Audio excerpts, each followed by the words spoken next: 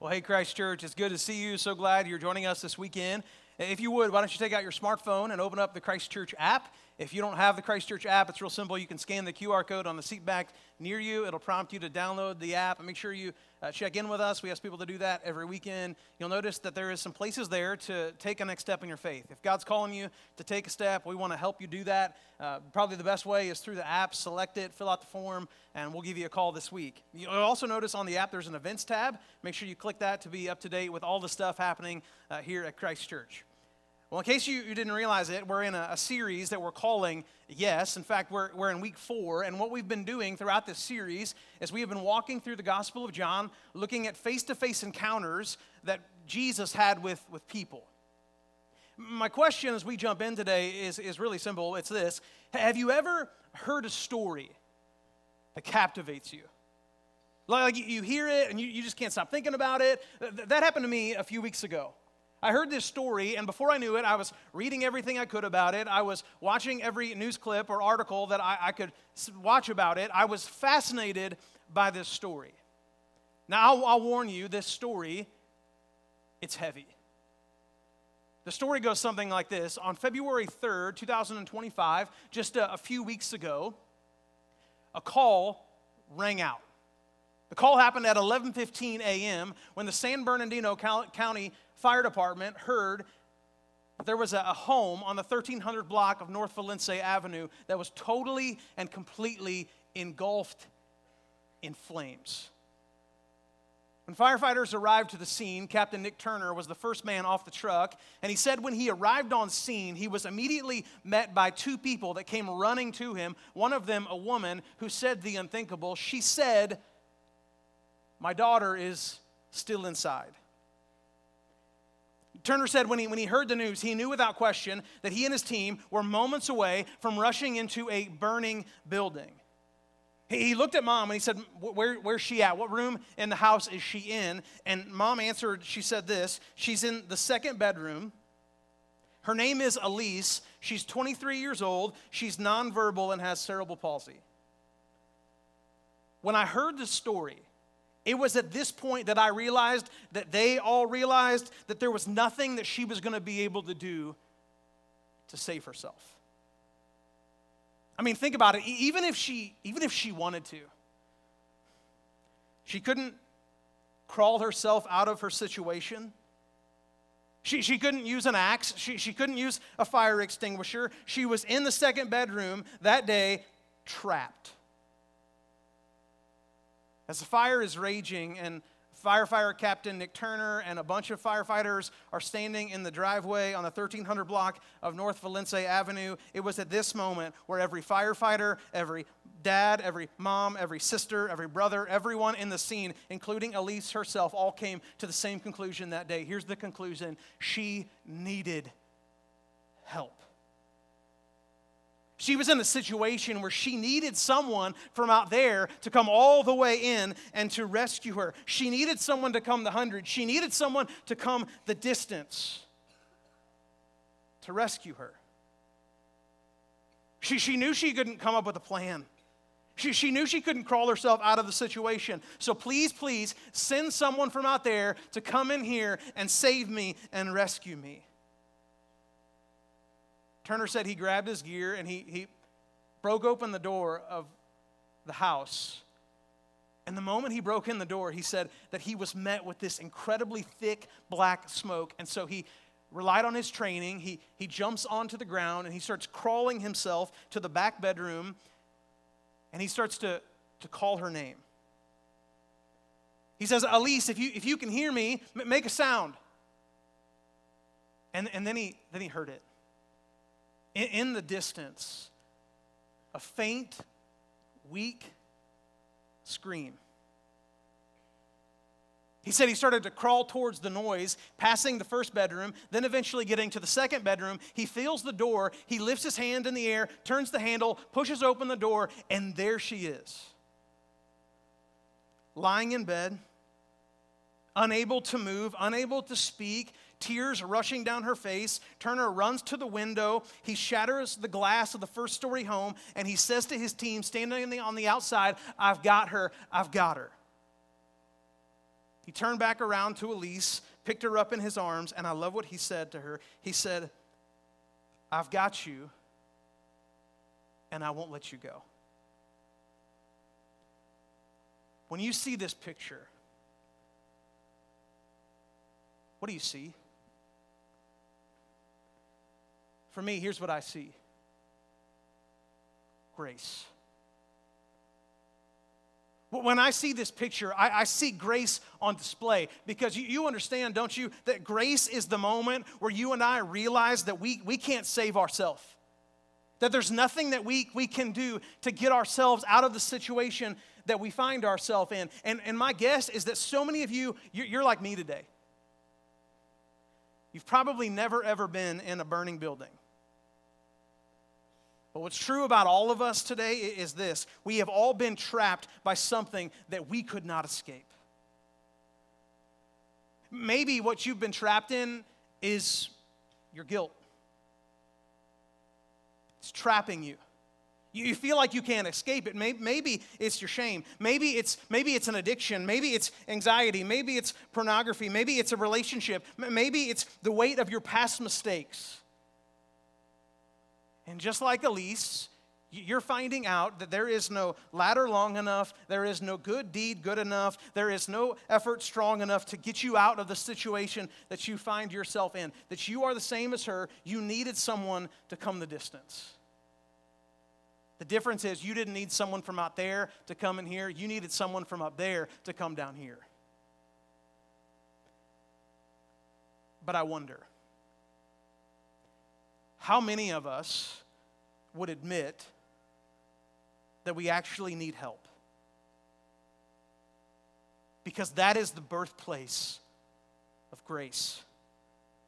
See, I understand that the grace is what separates Christianity from every other world religion, because every other world religion would look at you and they would tell you if you could just do good enough, if you could give enough, if you could string enough good things together, then maybe, just maybe, you would be accepted by God. But the story of Jesus and the story of the gospel says that Jesus is the one who's done the work. He's the one who chose you, and that you have to decide, will you say yes to him or will you say no to him? Will it be yes to his grace or will it be no to his grace? But what we're about ready to see in John's gospel is this. When you encounter grace, it requires something of you. You got to move. What we're about ready to see is that grace always requires a response. This morning is all about grace, and what's interesting to me about the word grace is this. It is unique in the fact that it is both easy and difficult to understand. And here's what I mean. I think that it's easy to come in on the weekend, to sit in the seats you're sitting in, and to hear over and over again that God has offered us grace by the sending of his Son, Jesus Christ. To live the life that we could not live, to die the death that we all deserve. But for so many people, the idea, the thought of living under the umbrella of God's grace, it's hard. It's hard to believe. It's sometimes hard to understand. Like, surely, all the things I've done, I can't live under the umbrella of God's grace. Surely God's grace is not for me. But it is. And I think that is why grace is a central theme all throughout the Bible. I mean, from the Old Testament to the New Testament, we see this continued theme of grace. In fact, the word grace appears in our Bibles about 170 times, 39 times in the Old Testament, 131 times in the New Testament. And grace in the Old Testament, understand, it was real, but it was incomplete. And in the New Testament, grace is fully revealed in Jesus, offering complete and total salvation and transformation, because in the New Testament, grace isn't replaced, grace is fulfilled. In fact, if you remember through our study of John's gospel, you remember that John actually told us that in chapter 1. When he said to us these words in verse 14, the Word became flesh and made his dwelling among us. We have seen his glory, the glory of the one and only Son, who came from the Father, full of what? Grace and truth. He says to us later in verse 16, out of his fullness we have all received grace in place of grace already given. What's he saying? He's reminding us of this free gift of God's grace. See, John is telling us that Jesus is the embodiment of grace. Grace is not just something that he gives. Grace is different in the fact that grace is actually who he is. And so what John will do as he gets to chapter 5 is he will paint for us this incredible picture, this incredible story that grabs your attention. As we read it, you're going to see that it's going to begin to pull at your heartstrings. Here's the story, John 5, starting in verse 1. It says these words, "Sometime later, Jesus went up to Jerusalem for one of the Jewish festivals, and now there in Jerusalem near the sheep gate, a pool, which in Aramaic is called Bethesda, and which is surrounded by 5 covered colonnades. Here a great number of disabled people used to lie, the blind, the lame, the paralyzed."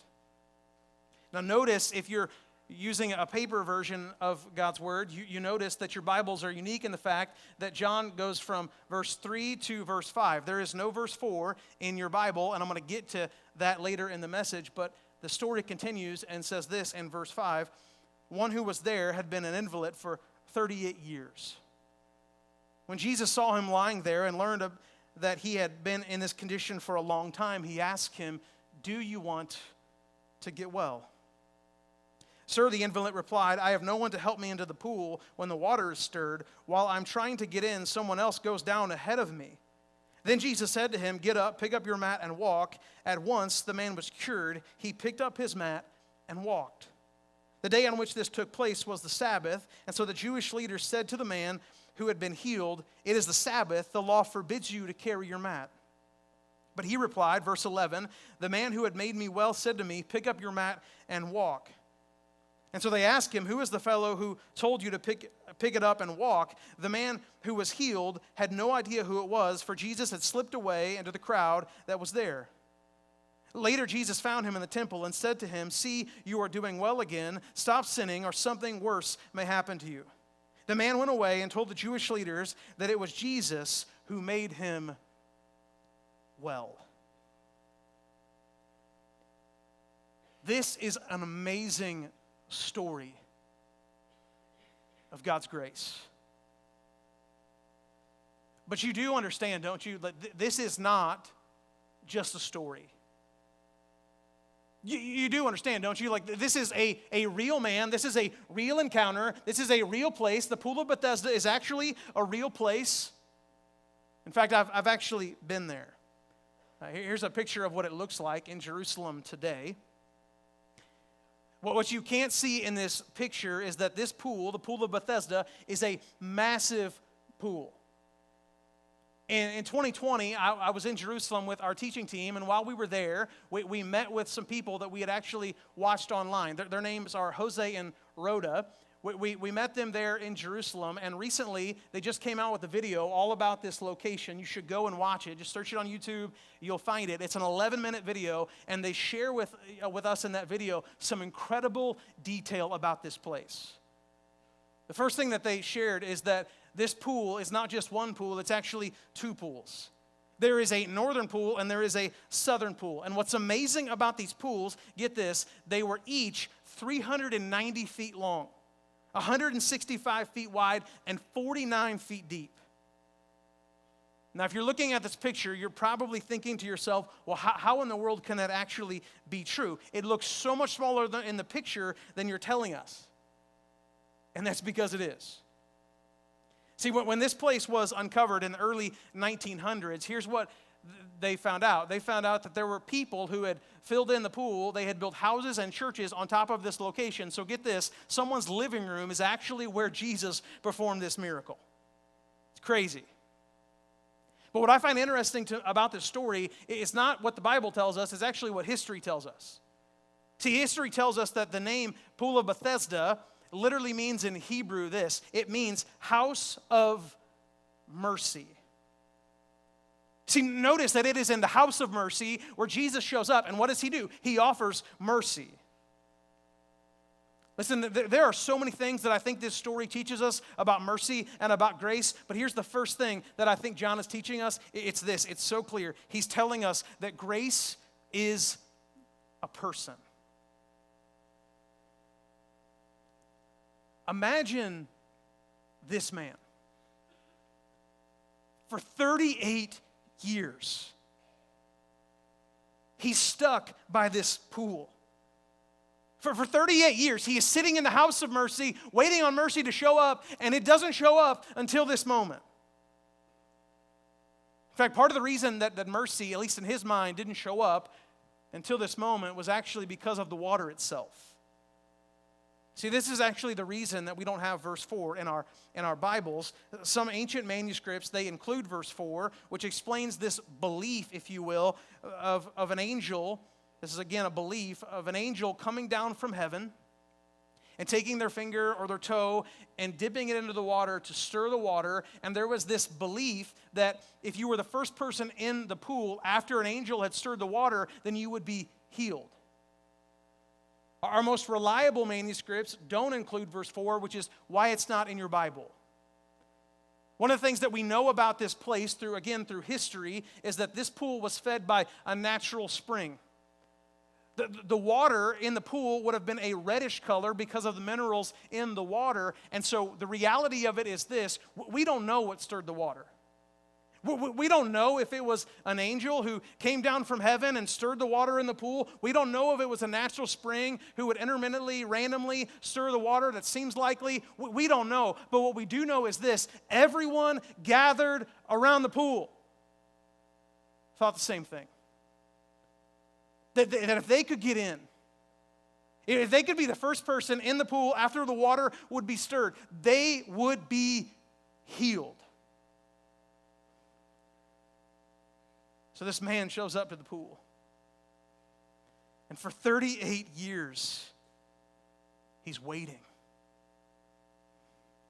A few weeks ago when I was working on this message, I decided to ask Google how many days are in 38 years. 13,879. Can you imagine doing the same thing over and over again for 13,879 days and it never, ever working? Do you know what that's called? In a word, it's this: desperation. And for 13,879 days, he laid by the pool, hoping to be made well. John tells us in the text that there were 5 covered colonnades all around the pool. Here's a picture of what it would have looked like in the ancient world. It's not what The Chosen would show you, but this is a real picture, a depiction of what it would have looked like in the ancient world. Again, 5 covered colonnades, and in the colonnades, surrounded by the columns, would have been all of these people who were sick. The sick, the crippled, the lame, the blind. Here's what they were doing. They were all just laying by the pool, waiting and hoping that the water would all of a sudden be stirred, and so that they could run, they could limp, they could crawl, they could roll, they could do whatever it would take of them to finally get into the water, to be healed, to be the first one in the pool, hoping that today might just be the day that they could be healed. Imagine pools full of sick people. When was the last time that you found yourself at the doctor's office? I'm gonna go out on a limb and I'm gonna say something that some of you may agree with, some of you don't agree with it. If you don't agree with it, you're wrong. But the doctor's waiting room office is the grossest place on the planet. It just is. Like if you have kids, you've probably taken your kids to the doctor, and you know what it's like. You take them to the doctor because they have an ear infection. You go into the waiting room, and you sit there with all these sick people, and by the time the doctor calls your name, now you both have the flu. It's awesome. It's disgusting is what it is. For 38 years, this man is surrounded by sick people. No one dare go into the pool. No one dare go near the pool out of risk of being made unclean. In fact, there is no reason by Jewish standards that Jesus should be anywhere near this place. But he's there. He shows up into the middle of this man's situation. He goes the distance. He goes the 100. John is telling us this. Hey, grace is a person. And who's the person? Well, verse 15 told us the man went away and told the Jewish leaders it was who? Jesus, who made him well. For 38 years, this man thought, if I could just get in the pool, if I could just be the first person in the pool. And for 13,879 days, he thought, if I could be first. Listen, what I love so much about this story is that this man thought in his mind, all I need is a pool. But in reality, here's what he needed. He just needed the person. I mean, do you notice that in the text? When Jesus heals him, he doesn't show up to the man and say, hey, you know what? Like, I'm kind of in a big deal. I'm pretty important in case you didn't know. Let me just give you some inside information. Let me just tell you when the water is going to be stirred. I'll tell you, you sit next to the pool, and when it's stirred, I'll just throw you in. He doesn't do that. In fact, Jesus never, ever, even one time mentions the water. Instead, he shows up into the middle of the situation, and he asks this profound question. He says this, do you want to be made well? And this man does what so many of us do. In the middle of the situation, he doesn't even notice that Jesus has shown up. Instead, his first reaction is, well, you don't understand. I have no one to get me into the water. I have no one to get me into the pool. And Jesus looks at him and he says this in verse 8, get up, pick up your mat and walk. And in this moment, everything in this man's life changes. He is immediately healed. Here's my question for all of us. How many of you are still waiting by the pool? You're waiting for you to get all the situations and all the things figured out in your life, and then you'll come to Jesus. How many of you are making sure you're doing, again, all the right things, making sure you're good enough, and then you'll say yes to him? How many of you are waiting for something other than grace to save you, rescue you, and redeem you? This man thought he needed the water, but all he really needed was one thing. He needed the person. He needed Jesus, period. See, what Jesus is saying to this man is really there is only one type of water that can actually heal you. It's the water he told the Samaritan woman about one chapter before in John 4 when he looked at her and he said to her, all you really need is living water. And understand the pool of Bethesda, it is not full of living water. The only way that you get this water is by encountering a Savior. The only way you get this water is experiencing everlasting, eternal life, and it only comes through Jesus. The problem is that you and I are told through culture all the time that if we could just do all these things, if we could finally get there, then we'll be healed, we'll be made well, we'll be okay again. But that's not true. Culture would tell you that if you could just make this amount of money, if you could just finally get that promotion, if you could finally buy that house or drive this car or fix that relationship, then everything will be okay again. But grace teaches us that it's not found in a location, it's found in an invitation, and that invitation comes from Jesus and Jesus alone. See, grace is not found through striving. Grace is found in surrendering. And listen, if you have been limping around in your faith for, 13,879 days, can I tell you this? You have come to the right place. Because the second thing that this story teaches us is so simple, but it's this. It's that we get what he paid for. We get what he already paid for. See, I think that this is one of the reasons that we misunderstand grace so much, is because we have a hard time believing that something so significant could be free. Part of the reason is that our culture tells us over and over again that we get what we pay for. A few summers ago, my family and I, we went on vacation.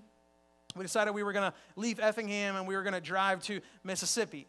We decided what we would do is we would load into the van and we would drive as far as we could for one day, and then we would get a hotel. But the problem is when you go on vacation with 3 kids, you only make it like 15 minutes and then you're ready to come back home.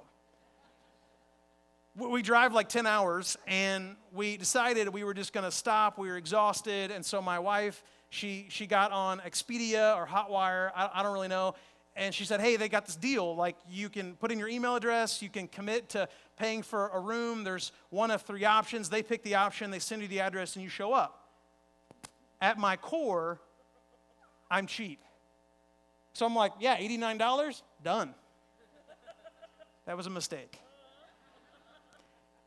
We pull off, and the minute we pull into the parking lot, I'm like, this is not a safe part of town.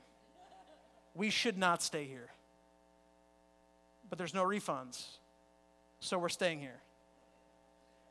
Kids, get out of the van. I don't care what you say. We're sleeping the night here.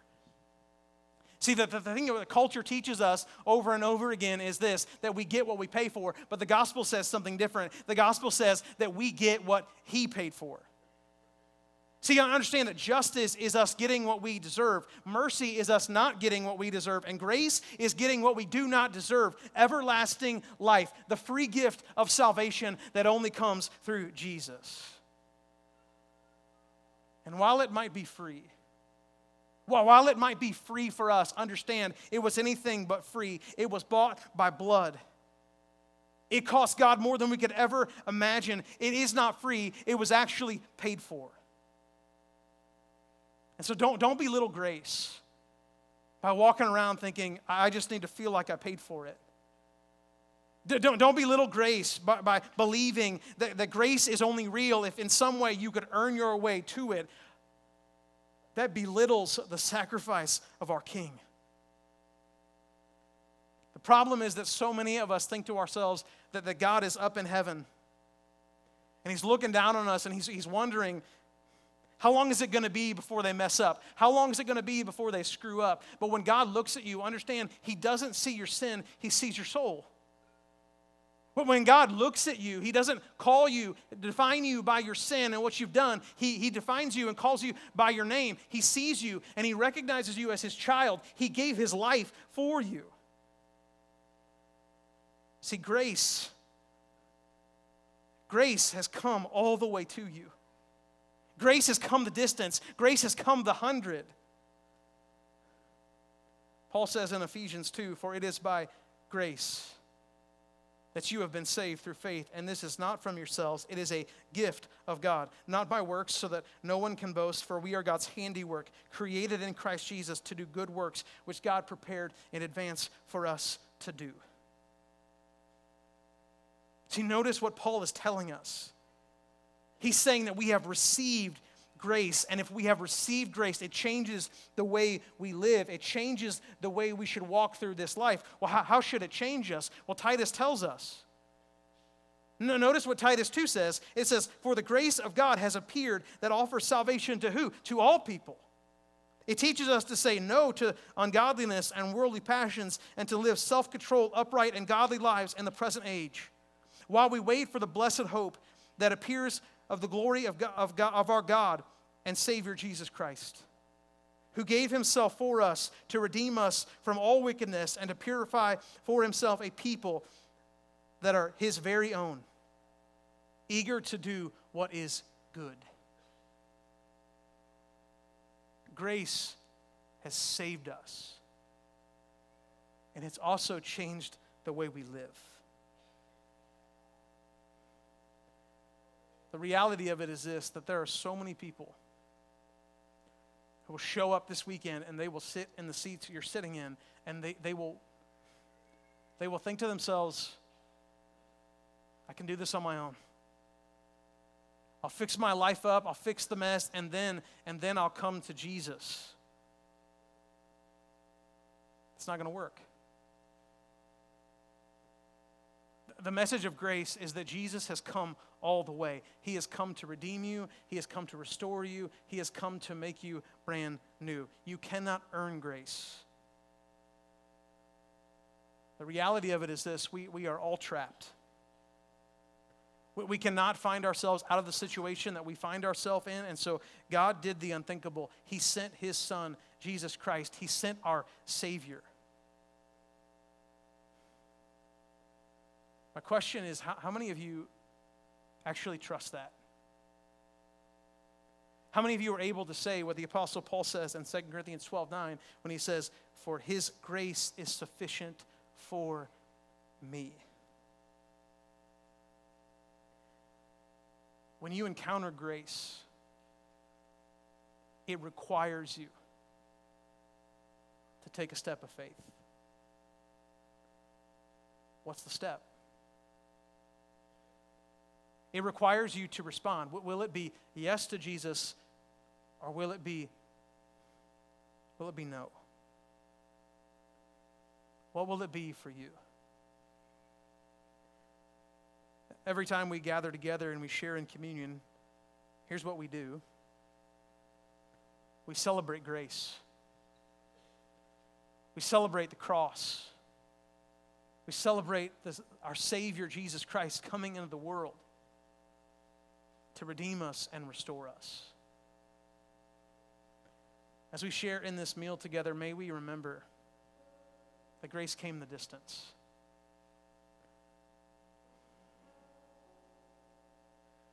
Let's take the bread that represents his body.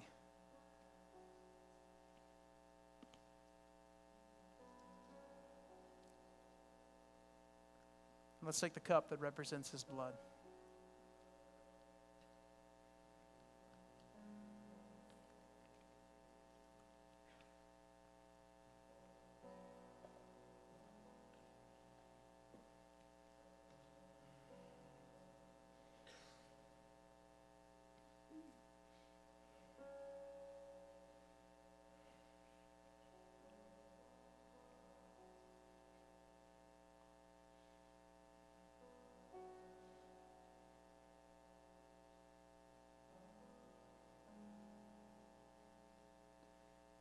God, we are so thankful